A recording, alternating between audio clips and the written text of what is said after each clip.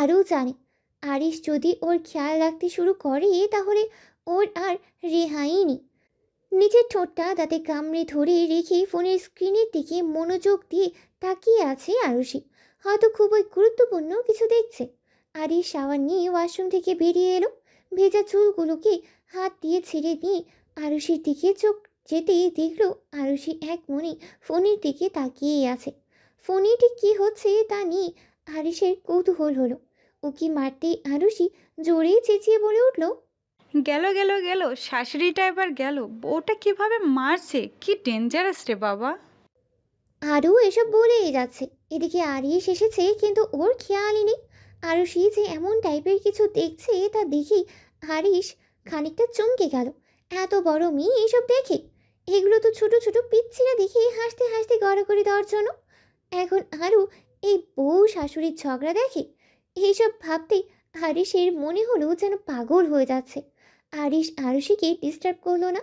ওয়ার্ড্রবের দিকে এগিয়ে গেল শার্ট আনতে। তখনই দেখল আরুষি ছুটছে ওয়াশরুমের দিকে।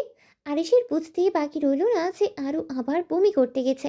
সে নিজেও দেরি না করে আরুষির পিছনে ওয়াশরুমেই গেল। আরুষির অবস্থা খারাপ, বমি করতে করতে। আরিশ ওর হাত মুখ মুছে ধুয়ে বিছানায় শুইয়ে দিল। আরেকটা বার তুমি যদি এখান থেকে নড়ো, দেখো কি করি। তুমি দাঁড়াও, আমি এক্ষুনি ডক্টর আঙ্কেলকে ফোন করছি। প্লিজ আপনি ওনাকে ফোন করবেন না। আমি তোমার কোনো কথা শুনছি না। বলেই ফোন নিয়ে রুম থেকে বেরিয়ে গেল আরিশ। ইতিমধ্যে আরুষির ভয়ে হাত পা কাঁপাকাঁপি শুরু হয়ে গেছে। ইঞ্জেকশন নামক জিনিসটার প্রতি ওর বড্ড ভয়। ছোটবেলায় একবার টেটিনাস হতেই 2 দিন জ্বর ছিল। তারপর থেকে ইঞ্জেকশনের প্রতি তীব্র ভয়। ডাক্তার গম্ভীর মুখে আরুর সামনে বসে আছেন এবং আরুষি ভয়ে মুখ কাচুমাচু করে রেখেছেন। ডাক্তার কিছু বোঝাতে চাচ্ছেন। এবার আরুর কান্না আসছে।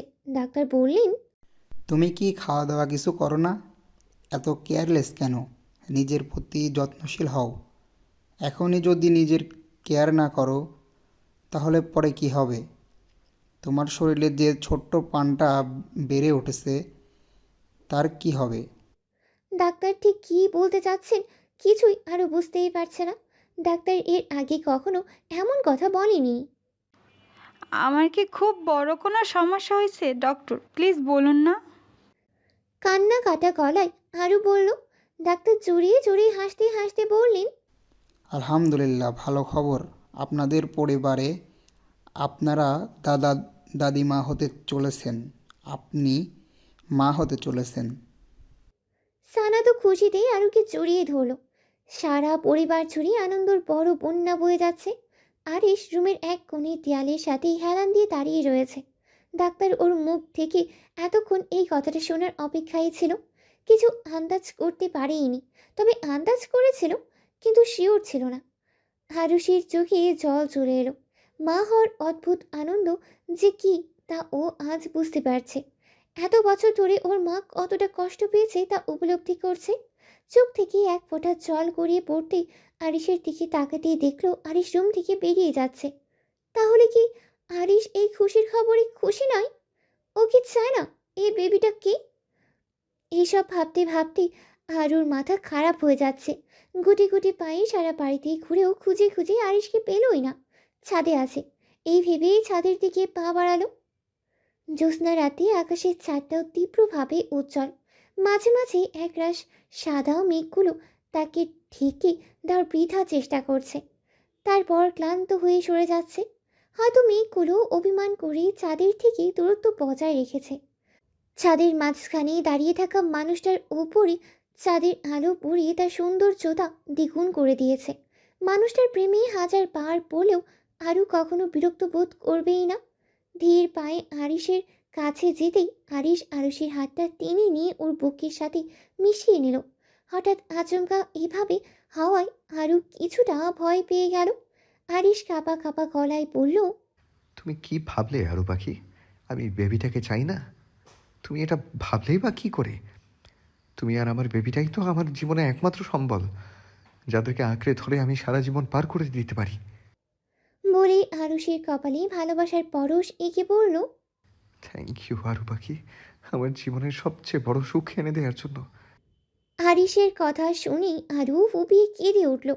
সব সময় নেগেটিভ কথাই আরুষির মাথায় আসে, আর সব সময় আরিশ তা ভেঙে দিয়ে ওর ভাবনার পরিবর্তন করে দেয়। আসলে আরিশ তখন ওখান থেকে চলে এসেছে কারণ খুশিতে ওর চোখে জল চলে এসেছিল। ও নিজের চোখের জলটা কারো সামনে দেখাতে চায় না। এই হলো খুশির আনন্দের এক অদ্ভুত প্রাপ্তির, ওর আর আরুর ভালোবাসার ফসল। আসলে আরু আর আরিশ হলো একে অপরের পরিপূরক। যারা বিশ্বাস করে তারা একে অপরকে ভালোবাসতে শিখিয়েছে। এভাবেই বেঁচে থাকুক হাজার হাজার ভালোবাসা, পূর্ণ হোক তাদের প্রত্যাশিত স্বপ্নবিলাস। ভালোবাসার রঙে রাঙিন হয়ে উঠুক সকলের জীবন, পূর্ণতা পাক সকলের ভালোবাসা। আরুর খবর শুনেই রেজওয়ানা আহমেদ তড়িঘড়ি করে ছুটে এসেছেন।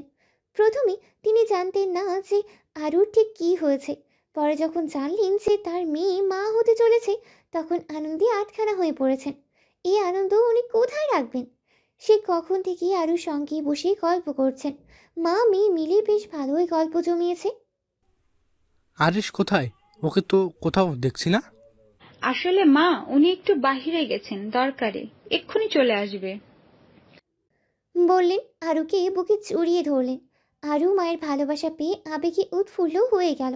যতই হোক নিজের মা বলে কথা, এত বছর তার ভালোবাসা থেকে বঞ্চিত হয়েছে। এখন ওনাকে পেয়ে খুব খুশি আরু। তড়িঘড়ি করে আরুর আম্মু ছুটতে ছুটতে আরুর ঘরে এলেন।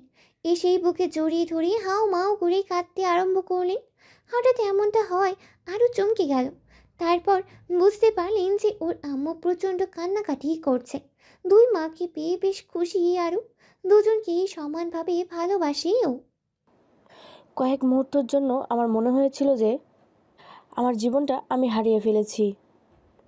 নিজের একটু যত্ন নিয়ে হয়তো নাকি। এত কেয়ারলেস কেন তুই? এত বছরেও তোকে আমি শুধরাতে পারলাম না। আরু ওর আম্মুকে জড়িয়ে ধরে বলল, আমি যদি পাল্টে যাই তখন কি আমি আর তোমার আগের আরুর মতন থাকবো? আমি যাতে চেঞ্জ না হয়ে যাই সেই জন্যই তো আমি এমন অবাধ্য মেয়ের মতন থাকি তোমার কাছে। তোমার কি ভালো লাগে না সেটা? উনি আরুর কপালে চুমু দিয়ে বললেন, তুই তো আমার সেই ছোট্ট আরু মায়েই থাকবি। তুই কি আমার কাছে কখনো বড় হবি নাকি রে? ওনার চোখের কোণে জল চলে এলো। হঠাৎ করে ওনার নজর গেল রেজওয়ানা আহমেদের দিকে। উনি এতক্ষণ রেজওয়ানা আহমেদকে লক্ষ্যই করেননি। উনি সেই ঘরে কে কে উপস্থিত তা দেখেননি। আসলে আরুকে নিয়ে এত চিন্তায় ছিল যে আশেপাশে কোনো কিছুরই নজরই দেননি। আসলে আমি বুঝতে পারিনি আপনি এই ঘরে রয়েছেন। বলেই আরুষের আম্মু মাথাটা নিচু করে নিল। ওনার মধ্যে আজ একটা অনুশোচনা কাজ করছে, অপরের সন্তানকে কেড়ে নিয়ে নিজের সন্তানের মতো লালন পালন করার জন্য। তবু উনি আজও এখনও আরুকে আগের মতোই ভালোবাসেন। মায়ের ভালোবাসার কোনো পরিবর্তন হয় না। রেজওয়ানা আহমেদ মুচকি হেসে বললেন, একজন মা হয়ে আপনার থেকে এমন ব্যবহারটাই আশা করেছিলাম আপু। আপনি আমার কাছে ক্ষমা চেয়েছেন কেন? উল্টো আমার আপনার কাছে আরও কৃতজ্ঞতা জানানো উচিত, কারণ আপনি এতগুলো বছর একটা মায়ের ভূমিকা পালন করেছেন, যেটা আমিও করতে পারিনি। আপনি এত বছর ওর মায়ের মতো ওর পাশে ছিলেন, ওকে ভালোবেসে গেছেন, ওর দায়িত্ব নিয়েছেন। আমি আপনার কর্মের বিন্দু পরিমাণ মাত্র কিছু করতে পারিনি, শুধু দূর থেকে চোখের জল ফেলে গেছি। আপনাকে আপনাকে ধন্যবাদ দিয়ে ছোট করার মতো মুখ আমার নেই, তবে আপনার প্রতি ভালোবাসার হাতটা বাড়িয়ে দিতে পারি। আরুষের আম্মু এবার কেঁদে ফেললেন। কারণ উনি ভেবেছিলেন রেজওয়ানা আহমেদ হয়তো মায়ের অধিকার চাওয়ার জন্য ওনাকে আরুষের কাছে আসতেই দেবেন না। এই সমস্ত হাজারো আজগুবি কথা উনি ভেবেছিলেন নিজের মনে। আরুষি ছল ছল চোখে দুজনের দিকে তাকিয়েই আছে। কত সুন্দরভাবে দুজন দুজনকে মানিয়ে নিয়েছেন। ওর সঙ্গে সম্পর্কটা নিয়ে কোনো বিবাদ ছাড়াই। এইভাবেই ভালোবাসার মানুষগুলো সুখী থাক, আনন্দে থাক। জোর করে আরুষির মুখে ডিমের শেষ অংশটুকু ঢুকিয়ে দিল আরিশ। এখন থেকে ওকে আরুষিকে খাইয়ে দিতে হবে, কারণ আরিশ জানে যে ও যদি আরুর খাওয়া দাওয়ার দিকে নজর না দেয় তাহলে 2 দিন পর আরুষিকে আর খুঁজেই পাওয়া যাবে না। এই অবস্থায় আরুষির চিপস, কোল্ড ড্রিঙ্কস, চকলেট খাওয়া বন্ধ করতে হবে। তবে সেইগুলো একদিকে সম্ভবই নয়। তাই বেশ একটু খাটাখাটনি করতে হবে আরিশকে।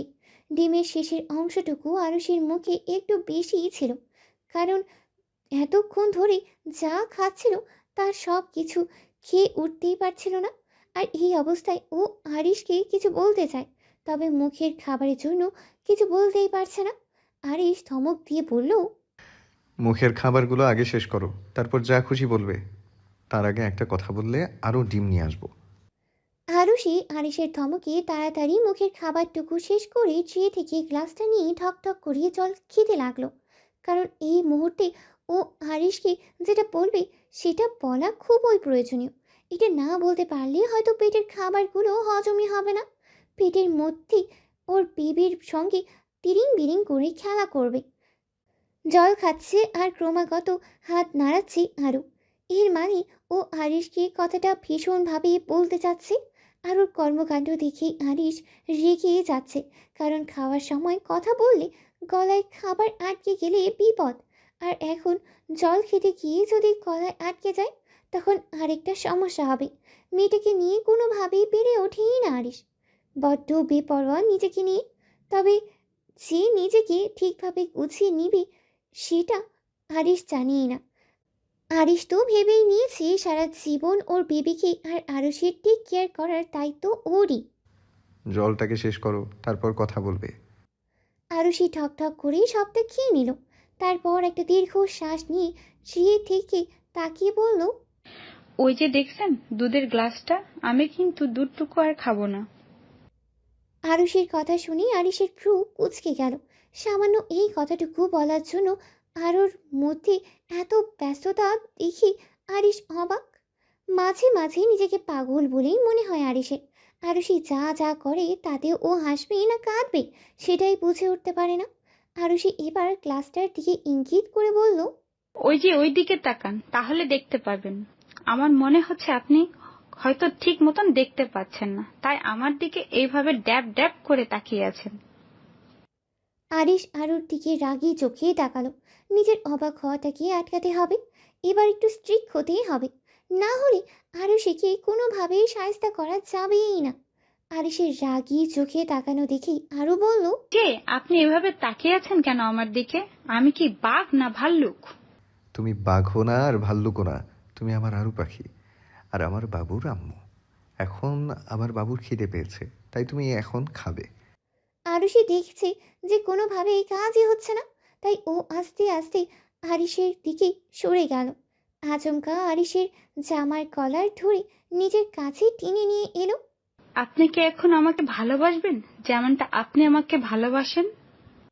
আরিশ একটু ভ্রু কুঁচকে তাকালো আর বুঝতে পারলো যে আরুষির মতলবটা কি। অন্যদিন আরও প্রচণ্ড লজ্জা পায়, কখনো এমন কিছু বলে উঠতেই পারে না।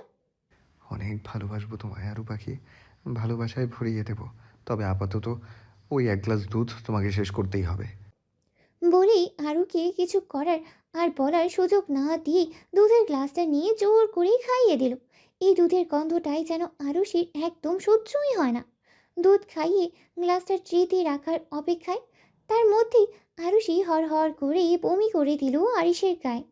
আরিশের বিহান অবস্থা, জামা কাপড়ের উপরে সব বমি লেগে গেছে। আরুষি ভয় পেয়ে গেল। তাহলে এবার কি আরিশ ওকে খুব বকাঝকা করবে এই নিয়ে ভেবে, কিন্তু না, আরিশ আগের মতোই শান্ত, যেমনটা সব সময়ই থাকে। ওকে অবাক করে দিয়ে আরিশ আরুষিকে কোলে তুলিয়ে নিল। তারপর প্রথমে আরুষিকে চেঞ্জ করিয়ে দিয়ে তারপর নিজে ফ্রেশ হতে নিল। মানুষটিকে যতই দেখে ততই যেন অবাক হয়ে যায়। একটা মানুষ এতটা শান্তভাবে কী করে সব কিছুর সমাধান করে, যেখানে আরুষি কখনো এত শান্ত দৃষ্টিতে কিছুই ভাবে না। সব কিছুতেই ও তাড়াহুড়ো করে, বারবার মানুষটার প্রেমেই পড়ে যায়, আর জন্য অন্য কারণ লাগেই না। আরিশ কোলে তুলে নিতেই আরুষি শক্ত করে শার্টের কলারটা খামচে ধরল। আজও ওর খুব ইচ্ছে করছে আরিশের ভালোবাসা পেতে। ও জানে যে আরিশ তাকে কখনোই ফিরিয়েই দেবে না। আরিশকে বিছানায় শুইয়ে দিয়ে আরিশ আরুষের দিকে ঝুঁকিয়ে বলতে লাগলো, কেন সব সময় তোমার নেশায় আমাকে ঘায়েল করো? তুমি কি জানো না যে বারবার আমি তোমার নেশায় আসক্ত হয়ে পড়ি? বলেই আরুষির দুই গালে হাত রেখে ওর ঠোঁট জোড়াকে আঁকড়ে ধরল। আরুষি পরম আবেশে আরিশকে নিজের কাছে টেনে নিল। ক্যাম্পাসের মধ্যে বসে আছে ওরা তিনজন, তিথি, সানা আর আরু। নানান ধরনের গল্প চলছে এবং হাসাহাসি চলছে নানান রকমের। মূলত সেখানে যে যার নিজেদের জামাইকে নিয়ে চর্চা করছে। তিথি নাহিদকে নিয়ে নানা রকম কথা বলছে, আর সানা বলছে আরবকে নিয়ে। কিঞ্চিত ব্যঙ্গ বিরক্ত ভঙ্গিতে বলছে কথাগুলো। আরু ওদের দুজনের কথাই শুনছে আর মুচকি মুচকি হাসছে। ওর কাছে তো আরিশকে নিয়ে অভিযোগ করার মতো কোনো বিষয়বস্তুই নেই, তাই কিছুই না বলে চুপ করে ওদের কথাই শুনতে শ্রেয় মনে হচ্ছে। এতদিন ধরে আরিশকে যতটা কাছ থেকে জেনেছে, তাতে আরুর চোখে ভালোবাসা ছাড়া আর কিছুই নেই। মানুষটা কী করে এতটা পারে তার উত্তর আজও বুঝে উঠতে পারেনি আরু। বারবারই মানুষটার প্রেমে পড়ে যায়, আর তখন একটাই কথা মনে হয়, একটা সংজ্ঞাহীন অথৈ সাগর। মানুষকে হয়তো পুরোটা না জেনেই উঠলাম, থাক না তার প্রতি কিছু অজানা ভালোবাসা। তিথি এবার আরুকে ধরে বলল, কিরে, তুই চুপ করে আছিস? তোর কি আরিশ ভাইয়াকে নিয়ে কিছু বলার নেই? সানা মুচকি মুচকি হেসে বলল, ওর ভাইয়ার প্রতি কোনো অভিযোগ থাকতেই পারে না, কারণ ভাইয়া কখনো কোনো অভিযোগ করার সুযোগ রাখে না। তিথি ডাকতেই আরু চমকে গেল, কারণ এতক্ষণ ধরে আরিশের রুমটার দিকে তাকিয়েছিল। মানুষটা রুমই নেই, ক্লাস নিতে গেছে, আর দরজাটা হাট করে খুলে রেখে গেছেন। তাই রুমের ভেতরটা স্পষ্ট দেখতে পাচ্ছে আরু। আরিশ সেখানে না থাকলেও আরু সেই চেয়ারটায় আরিশকে কল্পনা করার চেষ্টা করছে। হয়তো কাজের সময় ব্যস্ততার খাতিরে ওই চেয়ারটায় বসে মানুষটা মুখে কলম গুজে কাজটাকে সহজ করার চেষ্টা করতেন। আবার মাঝে মাঝে অগোছালো চুলগুলোকে আঙ্গুল দিয়ে মিট করে পিছন দিকে ঠেলে দিতেন। তখন হয়তো শার্টের কলারটাও একটু নামিয়ে নিতেন, যাতে হাজারো ব্যস্ততার মাঝে কিঞ্চিত স্বস্তি মিলে। এইসবেই হাজারো কল্পনা জল্পনা করছিল আরিশকে নিয়ে। তখনই তিথি ডাকতে চমকে গেল। আরও মুখের হাসিটা চওড়া করে বলতে শুরু করলো, কি শুনতে চাইছিস তোরা বল, আমি নিশ্চয়ই বলবো যদি তার সঠিক উত্তরটা আমার কাছে থাকে। এটাই জানতে চাইছি যে আরিশ ভাইয়া তোকে কতটা ভালোবাসে। আমি মিন করছি, তোর প্রতি ওনার ভালোবাসাটা ঠিক কেমন সেটাই জানতে চাইছি। তাহলে আমি বুঝতে পারবো নাহিদ আর আরিশ ভাইয়ার ভালোবাসার গাঠনিক পার্থক্যটা ঠিক কোথায়। আসলে ভালোবাসার পার্থক্য বলতে কোনো জিনিস হয় না। শব্দটা যেমন বড্ড বেমানান এই ভালোবাসা নামক সম্পর্কটার সাথে। আমি কখনো ভালোবাসার ভেদাভেদ করতে চাইনি, আর করলেও হয়তো বরাবর ব্যর্থ হইতাম, কারণ আমি নিজেই কখনো ভালোবাসার সংজ্ঞাটা গড়ে তুলতে পারিনি। উনি আমাকে শিখিয়েছেন ভালোবাসা কেমন হয়। উনি নিজের সম্পূর্ণ ভালোবাসাটাকে অনুভূতি আকারে প্রকাশ করেছেন আমার কাছে, তাই হয়তো কখনো পার্থক্য বোঝার চেষ্টা করা হয়ে ওঠেনি। যদি জানতে চাস উনার ভালোবাসার ঠিক কেমন, তাহলে বলবো আলাদাভাবে উনি কখনো ভালোবাসার ডেফিনিশন মনে করেন না। উনার মতে আমি উনাকে ভালোবাসা কি তা শিখিয়েছি। আমাকেও যদি কেউ জিজ্ঞাসা করে আমি একই কথা বলবো যে আমি উনার কাছ থেকে ভালোবাসা শিখেছি। আমরা দুজন একে অপরের পরিপূরক, তাই সবটা এত সহজ বলে মনে হয়। ভালোবাসা একটা অনুভূতি, যেমন তো নাহিদ ভাইয়া ছাড়া এত বছরে অন্য কোনো পুরুষের প্রতি আসেনি, তেমন উনিও আমাতে আকৃষ্ট। আমি উনাকে 1000 বার দূরে ঠেলে দিলেও উনি কখনো দ্বিধাবোধ করবেন না ফিরে আসতে। আসলে ভালোবাসা কেমন সেটা বুঝতে পারলেও উনার আমার প্রতি ভালোবাসাটা আমি আজও বুঝতে পারলাম না। উনি আমাকে বিভিন্নভাবে ভালোবাসেন, যেগুলো উনি আমার জীবনে না আসলে জানতেও পারতাম না যে কতটা চাইলে একটা মানুষ নিজের করে পাওয়া যায়। আর তাছাড়া উনি ভালোবাসেন যে কাজগুলোর কারণে, সেগুলো কথা নাই বা বললাম।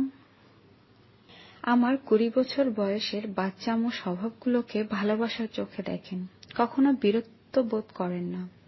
হালকা কুয়াশা মাখা রাতেও ওনার গায়ে বমি করে দিলেও মুখ দিয়ে আবেগজনিত একটা শব্দ উচ্চারণ করে না।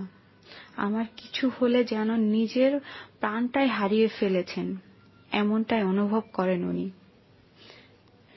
আমি হিনা, উনি কিছুই নয়। এই জিনিসটা উনি বড্ড বিশ্বাসের দীর্ঘ দেওয়ালটা কখনো ভাঙতে চাই না। আজও ভালোবাসি আর আজীবন ভালোবাসবো।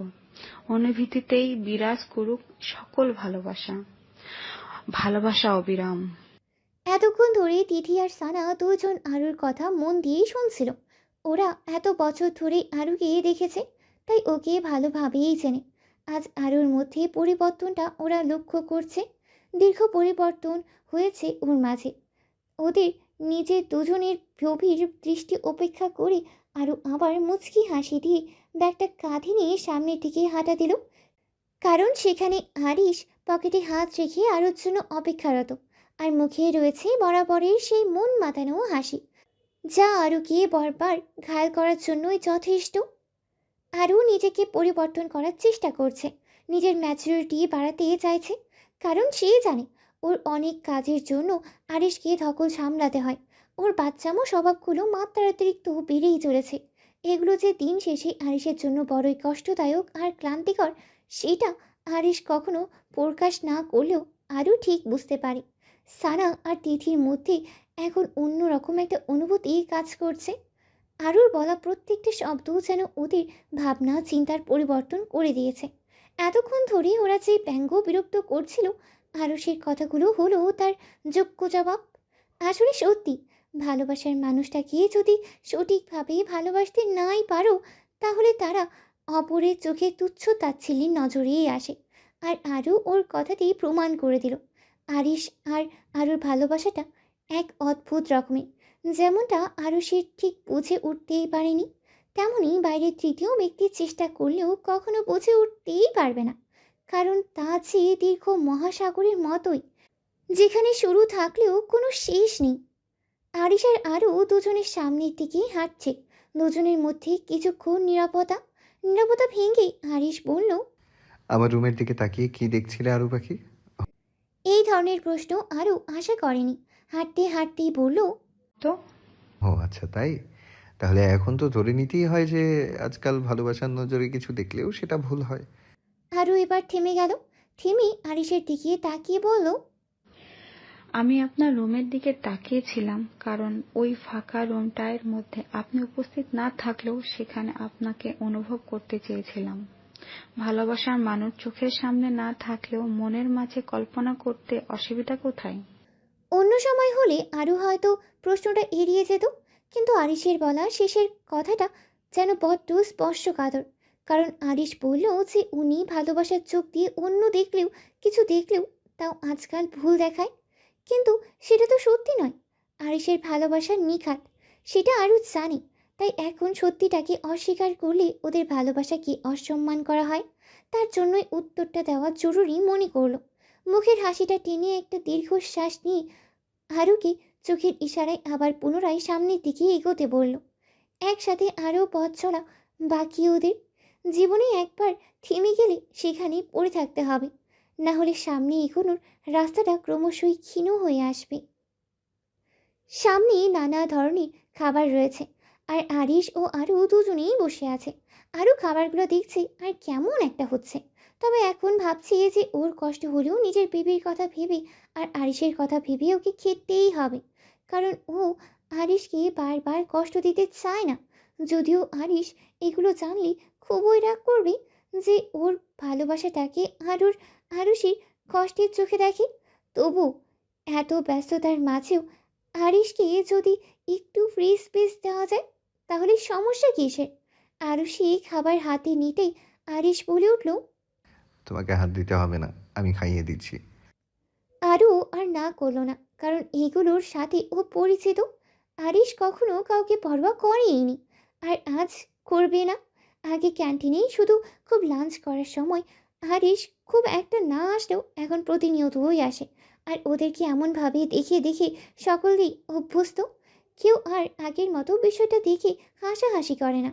আগে আরও এই সমস্ত বিষয় নিয়ে অনেকটা ভাবলেও এখন আর ভাবে না। কারণ যার যা ভাবার সে সেটাই ভাববে। ওর ভাবনাতে কারোরই ভাবনা চিন্তার পরিবর্তন হবে না।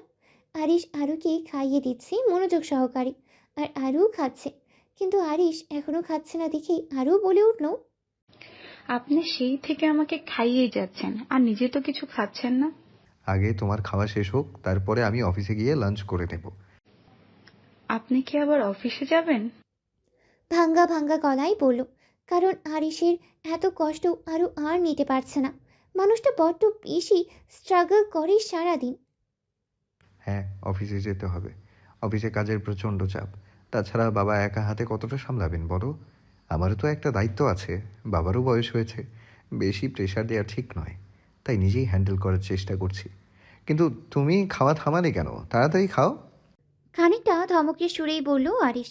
আসলে এক্সট্রা 5 মিনিট ক্লাস নিতে গিয়ে দেরি হয়ে গেছে ওর। আজকের অফিসের কাজটাও একটু বেশি, সেই কারণে। আরুষের খাওয়া শেষ হলে আরিশ ও আরও ক্যান্টিন থেকে বেরিয়ে এলো। আরও আরিশকে অনেকবার খাওয়ার কথা বলেছে, তবে আরিশ খায়নি। আরুর আন্দাজ হয়ে গেছে যে অফিসে কেউ আরিশের আর খাওয়াই হবে না। একবার কাজের মধ্যে ঢুকে গেলে খাওয়া দাওয়ার কথা আর কিছু মনেই থাকে না। এতদিনে এগুলো বেশ ভালোই বুঝতে পেরেছে আরু। একটা দীর্ঘশ্বাস নিয়ে বলল, কখন ফিরবেন? আরিশ ঘড়ির দিকে এক পলক তাকিয়ে নিয়ে আরুকে বলল, আজ হয়তো ফিরতে লেট হবে আরু পাখি। তুমি যেন বেশি রাত জেগে থেকো না, কেমন? বলেই আরুষের গালে আলতো করে স্পর্শ করে কপালে ভালোবাসার পরশ এঁকে দিল। আরুর চোখের কোণায় জল জমে রয়েছে, হয়তো পলক পড়লেই টপ টপ করে গড়িয়ে পড়বে। মানুষটার কষ্ট দেখে নিজেরও প্রচণ্ড কষ্ট হয়। সারাদিন অফিস কলেজ করে নিজের কেয়ারটুকু নিতেই ভুলে যায় আরিশ। আরুর থেকে বিদায় নিয়ে গাড়ি নিয়ে বেরিয়ে গেল আরিশ। আরিশ যেতেই আরুর চোখের কোণে জমে থাকা জলগুলো অবাধ্য হয়ে গড়িয়ে পড়ল চোয়াল বেয়ে। কেন এতটা কষ্ট পায় মানুষটা? কেন এত কষ্ট করে? উত্তর একটাই, প্রিয়জনকে ভালো রাখার জন্য। কিন্তু সকলকে ভালো রাখতে গিয়ে দিন শেষে আরিশের নিজের ভালো থাকা হয়েই ওঠে না। অনেকক্ষণ ধরে ঘরে বসে থাকতে থাকতে আরও বোর হয়ে গেছে। এক পলক ঘড়ির দিকে তাকাতেই দীর্ঘশ্বাস নিয়ে চোখটা নিচে নামিয়ে নিল। ঘড়িটার দিকে তাকালেই মুখের ভেতরটা কেমন একটা করে ওঠে। কত তাড়াতাড়ি পার হয়ে যায় দিনটা। শীতকালের অবহে সূর্যটাও আজ কাল তাড়াতাড়ি নিজের গন্তব্য ফিরে যায়। যদিও তাকে কোনোভাবে আটকিয়ে রাখা যেত, তাহলে হয়তো প্রিয় মানুষটার জন্য অপেক্ষার প্রহরটাও আরও দীর্ঘ হয়ে যেত। সন্ধ্যা হতেই আরও বেশ অনেকক্ষণ বাকি আছে, তাই একটু গার্ডেন থেকেই ঘুরে আসতেই ইচ্ছে করলো আরুষির। সানা কলেজ থেকে এসেই ঘুমিয়ে পড়েছে, তাই ওর সাথে আজকের গল্প করার সুযোগটা আজ নেই। এমনিতেও আজকে মনটা ওর কেমন একটা করছে, খুব একটা ভালোই লাগছে না। বড্ড একা একা ফিল করছে আরিশকে ছাড়া। বিছানা থেকে ওড়নাটা নিয়ে রুম থেকে বেরিয়ে গেল আরু। আস্তে আস্তে বাগানের মধ্যে হাঁটছে এবং ফুল গাছগুলোকে মাঝে মাঝে আলতো করে স্পর্শ করে দেখছে। দিনের শুরুতেই কত সহজেই ফুটে ওঠে, আর দিন শেষে কেমন নিতিয়ে পড়ে। তবে আরিশ সারাদিন নিজেকে সতেজ প্রমাণ করার চেষ্টা করে, তবু ভেতর থেকে ওর শরীরটা যে আর চলে না, সেটা ও নিজেও বুঝে। কথাগুলো বারবার ভাবছি আরও। কিছুটা হাঁটতেই নিজেকে ক্লান্ত ক্লান্ত মনে হলো, তাই আর বেশি না হেঁটে দূরে দোলনাটায় গিয়ে বসে পড়ল। দোলনার শিকলটার সাথে মাথা ঠেকিয়ে নিজের ক্লান্তি দৌড় করতেই কাঁধে কারো স্পর্শ পেয়ে ঘুরে তাকাতেই দেখল অনিকা খান হাতে একটা প্লেট নিয়ে ওর পাশেই বসে আছেন। কিরে, তুই এখানে কি করছিস? আমি তোকে কখন থেকে খুঁজেই চলেছি। তোর রুমে গেলাম, তোকে না পেয়ে তাই গার্ডেনে এলাম, দেখলাম তুই এখানে বসে আছিস। আরও মুচকি হেসে বলল, কিছু বলবেন মামনি? কিছু বলবো তো অবশ্যই, আর তার সঙ্গে আমার নাতি নাতনিটার পেট পুজোটাও সেরে যাব। তোর জন্য গরম গরম চিকেন দিয়ে সিঙ্গারা বানিয়েছি আমি, তুই তো খুব ভালোবাসিস, তাই নিয়ে এলাম বানিয়ে। সানা তো ঘুমোচ্ছে, ওর জন্য কয়েকটা রেখে দিয়েছি, আর আরিসের জন্যও রাখলাম। তাড়াতাড়ি খেয়ে নে, না হলে আবার ঠান্ডা হয়ে যাবে। আরও প্লেটটার দিকে তাকিয়ে বলল, তুমি রেখে যাও মামনি, আমি খেয়ে নেব ঠিক। আমি জানি তুই খাবি না, তাই তুই আগে খা, তারপর আমি যাব। তখনই বাড়ির কাজের মেয়েটা অনিকা খানকে ডেকে উঠতেই তাড়াহুড়ো করে ব্যবস্থা নিয়ে আরুষিকে সিঙ্গারাটা খেতে বলে উনি চলে গেলেন। সিঙ্গারার প্লেটটা নিয়ে ঘরের দিকে হাঁটা দিল আরও। আরিশ আসলে তারপর দুজনেই একসাথেই খাবে। বিছানা থেকে পা ঝুলিয়ে বসে আছে আরু। পাটা বারবার তোলাছে অস্থিরতায়। আরিশকে ছাড়া আর এক মুহূর্ত ভালো লাগছে না ওর।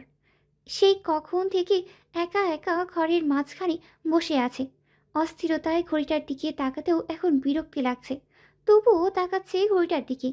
সময়টাও আজকে যেন ওর সামনে বিরাট প্রাচীর করে তুলেছে, হয়তো ওর অপেক্ষার দীর্ঘ পরীক্ষা নিচ্ছে।